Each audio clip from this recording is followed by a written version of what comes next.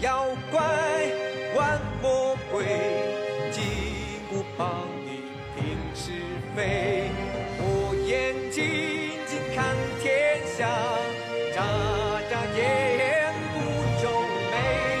是妖怪玩魔鬼，金箍棒你平是非。我眼睛睛看天下，眨眨眼。小猴头大领雷，天上地下有口碑，手中如意是宝贝，天地之间我怕谁？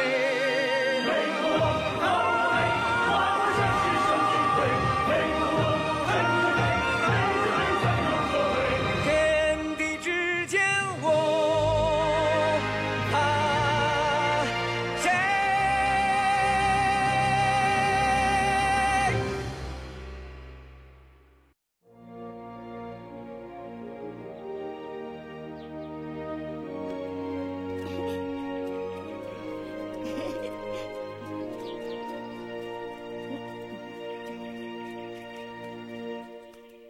？Buti pa, bilisan na natin. Ito na nga, oh. Kumusta? Oh?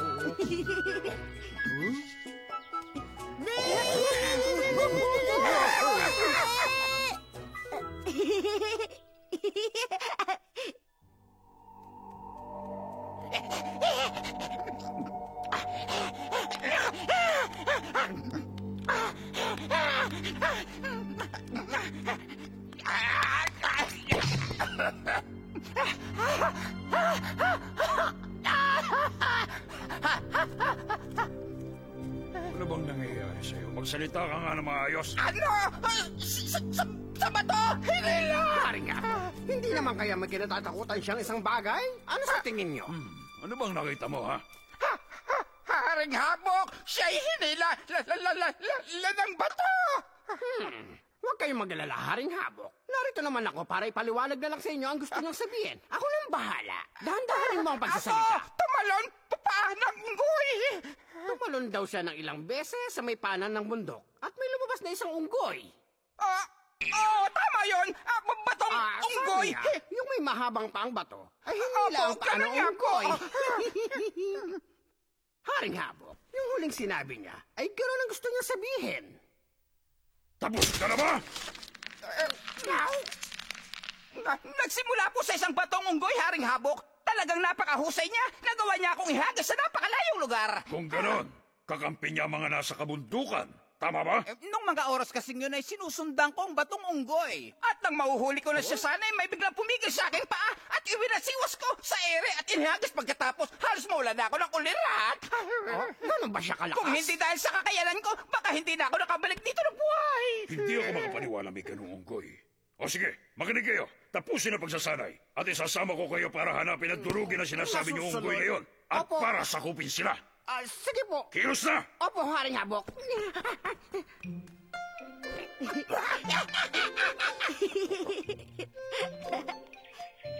Mas maliit siya kaysa sa aking inaasahan. At tingin ko hindi siya mapagkakatiwalaan.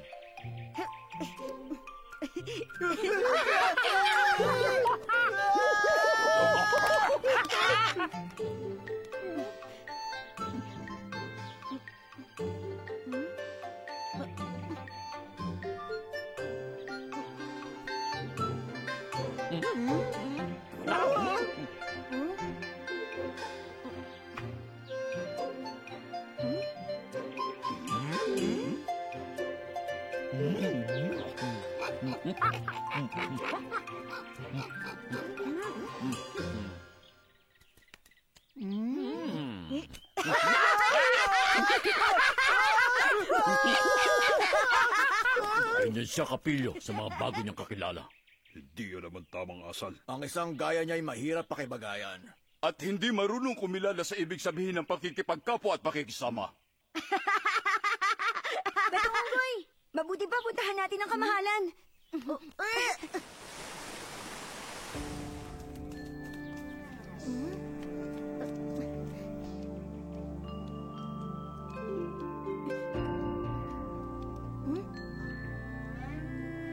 Siya pala yun. Kumusta? Magbigay galang ka sa kanya. Nakita ko na naman kayo. Hindi ba't kayo yung nakaupo sa labas at Tama. kumakain? Ikaw naman ay nakita kong nakaupo sa mga baging at sanga at kumakain, tama? Oh? At gusto ko nga rin palang magpasalamat sa masarap na pagkain binigay niyo sa akin.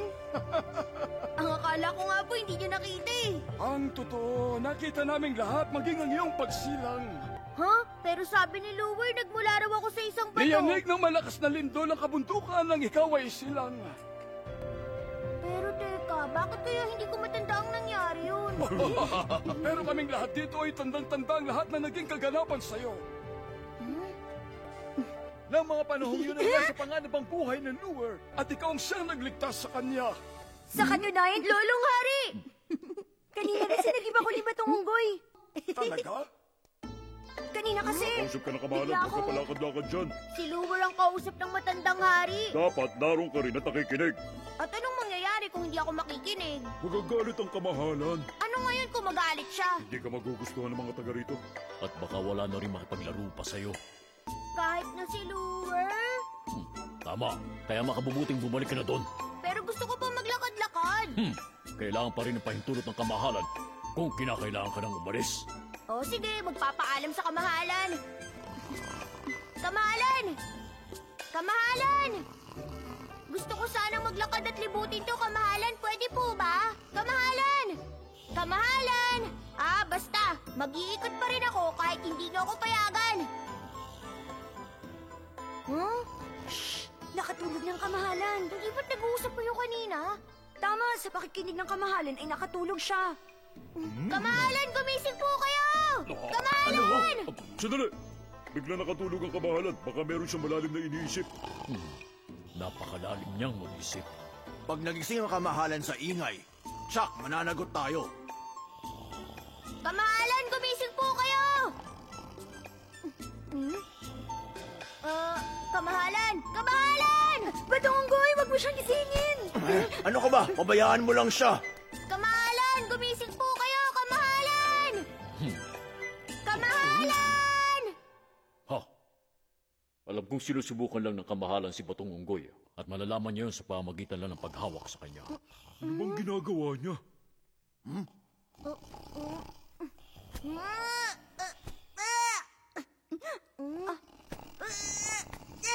Talagang nagagawa niya yan sa kamahalan? Bakit hindi man lang gumagawa ng aksyon ng kanyang kamahalan?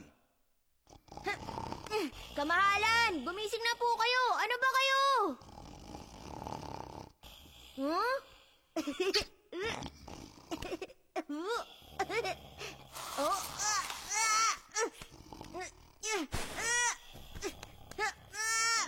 Tama na yan! Oh? Sumusobra ka na!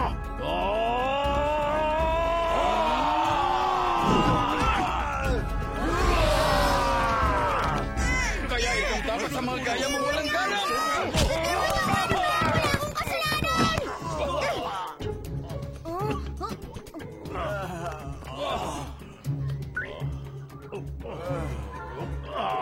Napakalakas ng Kailangan batang yun natin mag-isip ng magandang paraan. Ikaw talaga. Nakikita mong natutulog ang kamahalan, iniistorbo mo. Sa pagkakataong ito, kailangan natin magtulong-tulong. Tama ka. At dapat isang magandang Sa paraan. ngayon, wala ko ibang maisip. Sige, akong bahala. Ha? Alam mo, sa totoo lang dapat kang gumana. Gumalang? Oo, dahil kung hindi, parurusahan ka. Parurusahan? Oo, sundin mo ang mga kautusan. Mga kautusan? Tama, dapat kang sumunod sa patakaran. Patakaran? Hindi ba niya alam ang mga bagay-bagay na yan? Wala pang nagturo sa kanya. Kung ganun, kami magtuturo sa'yo. Sige ba? Makikinig ako. Una sa lahat, dapat ay tuwid ang iyong pagtayo at maayos ang iyong pag-upo. Kuha mo? Tuwid ang pagtayo at maayos ang pag-upo. Dapat ganito kadiretso ang tayo. At hindi dapat bumabaluktot o yumuyuko ang iyong mga binti, gaya ng isang matayong na puno. Tumayo tulad ng puno. Naiintindihan ko na. Magaling kung ganoon. Eh, yung pag-upo po. Ang pag-upo naman ay may alin tulad sa isang malaking orasan. Anong ibig sabihin gaya ng malaking orasan? Ang ibig kong sabihin ay, Ang isang aso ay pwedeng maturuan. Ang isang aso ay pwedeng Huwag mo nga maturuan. akong ginagaya. bilang orasan. Alam mo kasi, kailangang hindi ka malikot o galaw ng galaw. Ganon. Parang isang bato. Eh, paano kapag matutulog? Sa pagtulog naman, hindi ka pwedeng matulog sa harap ng kamahalan. Ang gusto ko lang sabihin, paano kung bigla ako nakatulog sa harap niya? Hindi mo pwedeng gawin yun. Alam ko. Eh, paano nga ako hindi ko Wala na maiwasan? makikipag-usap sa'yo kahit kailan. Pero bakit ang kamahalan natulog Eh, bigla? hari naman siya. Eh, bakit siya pwedeng matulog kahit nag-uusap pa kami? Yun ay dahil siyang hari. Gusto kong malaman. Tumigil ka na, katatanong mo dyan. Bakit ang kamahalan pwedeng matulog kahit na nag-uusap pa kami kanina lang? Dahil siya ang hari at pwede niyang gawin anumang nais niya at hindi tayo tulad niya.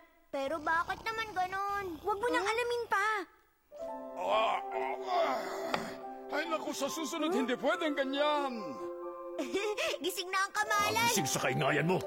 Sa wakas, nagising na kayo, kamahalan! Pero tingin ko, kunwari lang kayo natulog kanina. Bakit kailangan magkunwari kayo natutulog, kamahalan? Dahil gusto kong makita kung anong paraan ang gagamitin mo para ko isipin. Magpapaalam lang naman kasi ako. Gusto kong maglakad-lakad at tumingin sa paligid. Total, maganda naman ang araw. Sige, papayagan kita.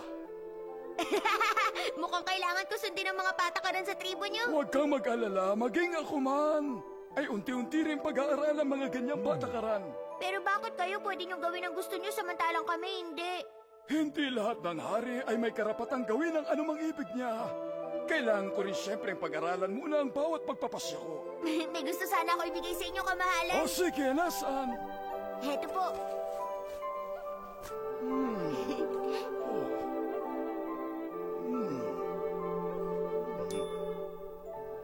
Ngayon lang ako nakakita ng ganito kagandang bato. Nakita ko po yan sa bandang unahan ng lunggang to. At kung gusto niyo makita ang batong yan, siguradong makikita niyo. Ang huwago ay nagtataglay ng mahahalagang bato. Oh.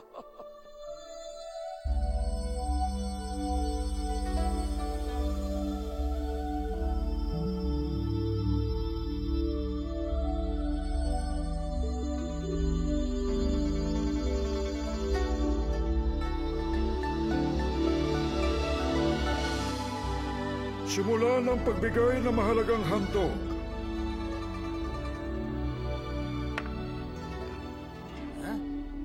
Isang mahalagang bagay ang ibibigay ko sa mahal na Reyna. Ang jade na ito ay pinansagang luha ng araw. Hinamo ito sa alamat ni Hui kung saan pinala niya ang siyam na araw, bunga ng labis na paghihinagpis. Tila yata napakahalaga ng batong yan. Ilapit sa akin ang bato, gusto kong mahawakan.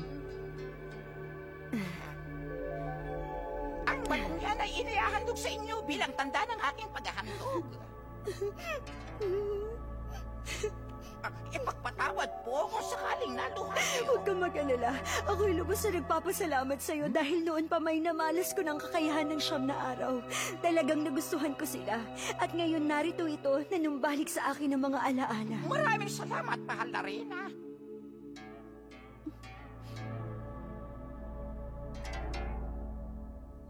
Maligayang kaarawan, mahal na Reyna. Narito ang aking handog.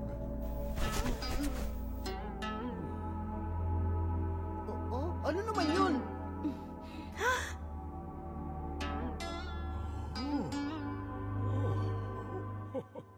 Ikaw ba mismo ang sumulat niyan?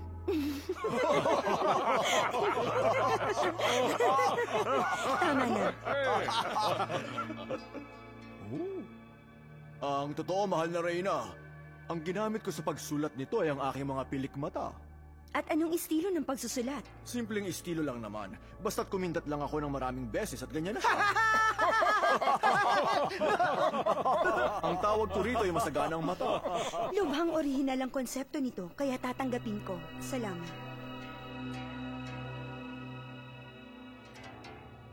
Anong mayroon dito? Ang totoo niyan, mahal na Reyna, binudburan ko yan ng kaunting mahika, kung saan makikita mo ang anumang nais mong makita o hinahanap. At naway maging masaganang inyong kaarawan, mahal na Reyna. Sinabi mo kaninang makikita ko anumang ibig kong makita, tama ba? Ganun na nga po, mahal na Reyna. Inabot ako ng ilang taon bago matapos. Ito'y isang obra. Bukod sa paggamit mo ng pilikmata, anong kwento ang nasa likod ng titulong Masaganang Mata? Upang malaman ng babasa nito ang kahalagahan ng buhay. Maaari mo bang ipaliwanag? Bibigyang layak ang makita nito ang 5 elemento, ang ginto, kahoy, tubig, apoy at lupa. Kasunod naman ang direksyon na silangan, kanluran, timog, hilaga at sentro. Kung ganun, ano pa ang hindi mo nakikita? Higit pa sa 5 elemento, tulad ng kung nasaan ang mga tao. Hanapin ng mahalagang bagay. Gawin mo ang nais ng saloobin mo sa labas ng 5 elemento, tulad ng nakaraan at hinaharap, pero hindi posibleng maligaw. Salamat sa paliwanag mo niyan. Oh, saan naman kayo pupuntang dalawa? Bakit Ano ba pakialam mo? Bakit hindi pa nahahanap? Gulat na gulatan lahat. Nalilito na ako, hindi ko rin alam kung ano gagawin ko. Bakit hindi ka pa magmadalik? Ang magsasabi na kung ano-ano. Huh? Ano sinasabi mo? Dalian nyo, sabihin nyo kung anong pwedeng gawin. Meron akong alam na lugar kung saan matatagpuan ang kaparehas ng napakahalagang bagay. Saang lugar ito? Ito yun, sa may palasyo ng buwan. Sa palasyo ng buwan?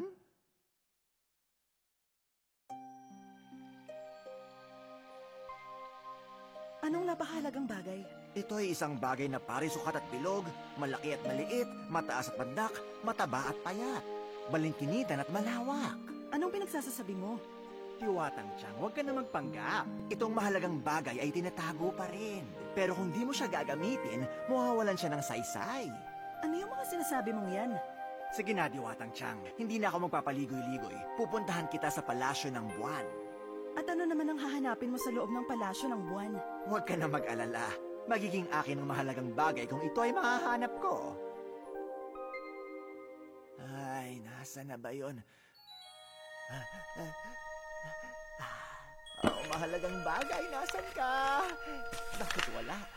Bakit mo inalungkat ang mga bagay ng ibang tao? Oh, siguro nasa banda ron. Tama na yan at lumabas ka dyan! Kung hindi, kakasuhan kita ng pagpasok ng walang paalam at pagnanakaw. Ikaw din! Tinutulungan kita ngayon hanapin ang mahalagang bagay. Lumabas ka na! Sige na, hayaan mo hanapin ko pa. Sige na, huwag ka na magalit. Mahalagang makita ko yun eh. Sige na, Diwatang Tiyang. Labas! Diwatang Tiyang. Sino naman kayo? Kayo palang dalawa. Dalihan nyo, sabihin nyo na sa akin. Diwatang Tiyang, ibigay mo na sa amin yung bagay na yun. Naiintindihan ko na. Malamang ito ay kanilang masamang ideya. Oh? Sabihin niyo ang dalawa. Baka ba at payat, matangkad, pantak, mataba at payat, parisukat at bilog. Tama na. Alam ko na yan. Ako, alam ko rin kung ano yon. Mayroon ka na ng bagay na ganun. Talaga? Ayan. Bakit hindi ko makita? Hindi mo talaga makikita dahil ito ay isang uri ng anino. Anino? Talagang si Diwatang Tiyang pa rin ang siyang matalino sa atin. Napakasama nyo! Pati ako niloloko nyo! Humanda kayo sa akin! Ang pagsakop sa bundok Wago ay kagustuhan ng ating Panginoon. Ito rin ay isang magandang pagkakataon upang makuha natin ang mahalagang lupaing Ito yun. isang magandang pagkakataon! Natalo tayo nito nakarang pagsalakay natin. Dahil hindi natin alam na bigla magpapakita ang batong unggoy na yun. Nagkamali lang talaga tayo ng pagkakataon ng pagsalakay. Wala talaga tayong magagawa dyan. Kahit papano nalaman natin na walang kapangyarihan ang batong unggoy na yun. Kaya paghahandaan natin siya sa susunod. Pero Haring Habok, siya'y lubhang malakas! Malaki ang tiwala kung kayang-kaya natin siya wasakin. Siguradong magtatagumpay tayo. Simula sa araw na ito, kailangan pag-ibayuhin niyo ang pagsasanay para sa susunod natin pagsalakay. Masusunod, Haring Habok!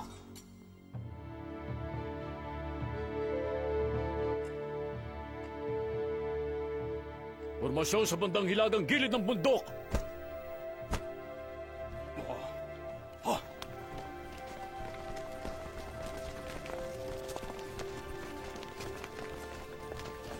Butas ng hari, paglipat ng mga bulaklak!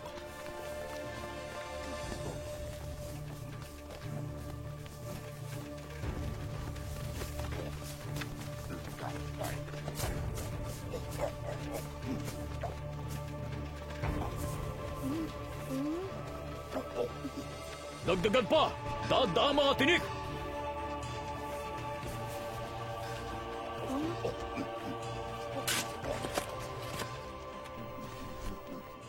Mukhang may problema sa bandang silangan. Ha? General Ba! Pinuno! Magdala kayo ng mga gamit upang mapabilis ang pagpunta sa Tanlin! Masusunod!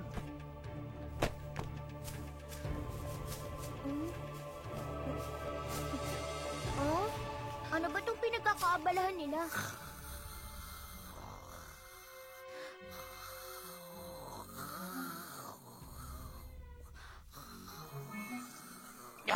Sumugod tayo!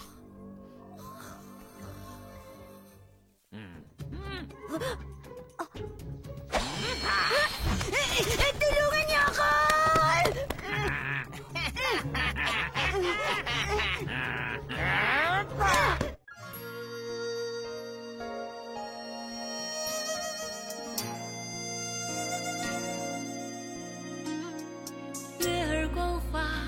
谁收？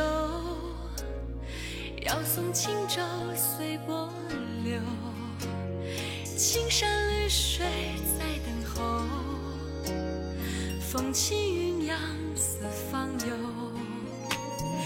天上虽有仙境无限，心却系在华山水帘。再多磨难又有何妨？只为家园美。